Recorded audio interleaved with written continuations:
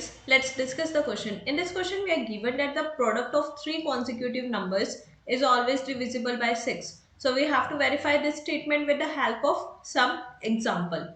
So here what we are going to do is we are going to take three consecutive numbers, a product of three consecutive numbers. Let's us find product of three consecutive numbers. So if we are taking first three consecutive number like 1 multiplied by the 2 multiplied by the 3, when 1 is multiplied by the 2 it become 2 and 2 is multiplied by the 3 is 6. Now we are taking next, that is 2, 3 and 4. 2 multiplied by the 3 is 6 and 6 multiplied by the 4 is 24. Next we are taking 3, 4, 5. So 3 multiplied by the 4 is 12 and 12 multiplied by the 5 is 60. Next we are taking next three numbers which are 4, 5 and 6. We know that 4 multiplied by the 5 is 20 and 20 multiplied by the 6 is 120. Next let's take some other numbers. We are taking 10, 11 and 12. So 10 multiplied by the 11 is 110 and 110 is multiplied by the 12 is 1320. Now we are taking 12, 13 and 14. 12 multiplied by the 13 multiplied by the 14. So when we multiply by the 12 with 13 and 14, we get the value as 2184. And when we multiply 13, 14 and 15, so we get the value as 2730. So now we are going to check whether these numbers are divisible by 6 or not. Here one is general condition, that is if a number is divisible by, if a number is divisible by 6, so it must be divisible by 2 and it must be divisible by 3. So there one thing to note is that if the number ends with 0, 2, 4, 6 and 8, then it is always divisible by 2, and if the sum of digits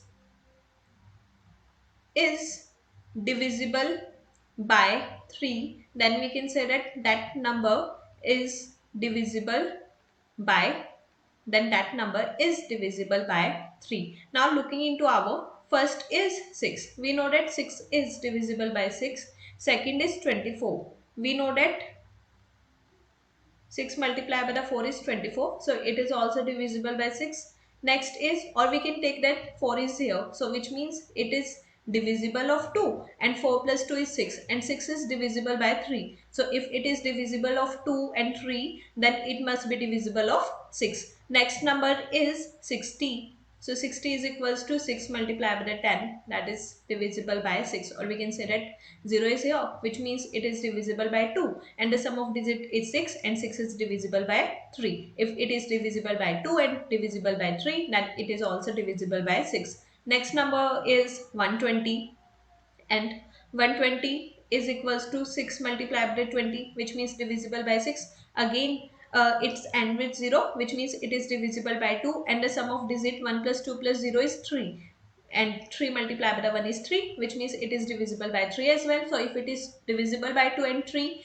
then it must be divisible by 6. Next number which we assumed here is 210. Look here, 0 is here, which means it is divisible by 2 and sum of digit 2 plus 1 plus 0 is 3 and which means 3 multiplied by the 1 is 3. If it is divisible by 2 and 3 as well, so it must be divisible by 6. Next number which we calculate is 1320, ends with 0, which means divisible by 2 and sum of digit 1 plus 3 plus 2 is 6 and 6 is divisible by 3. So it is divisible by 3. If it is divisible by 2 and 3 as well, then it must be divisible by 6. Next is 2184.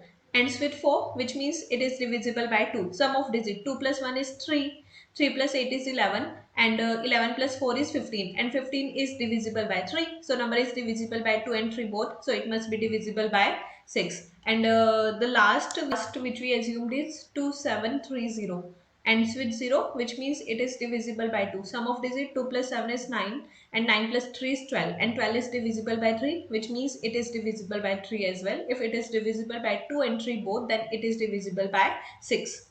So students, this is what which basically we can say that if three consecutive numbers are multiplied, then it will always be divisible by 6.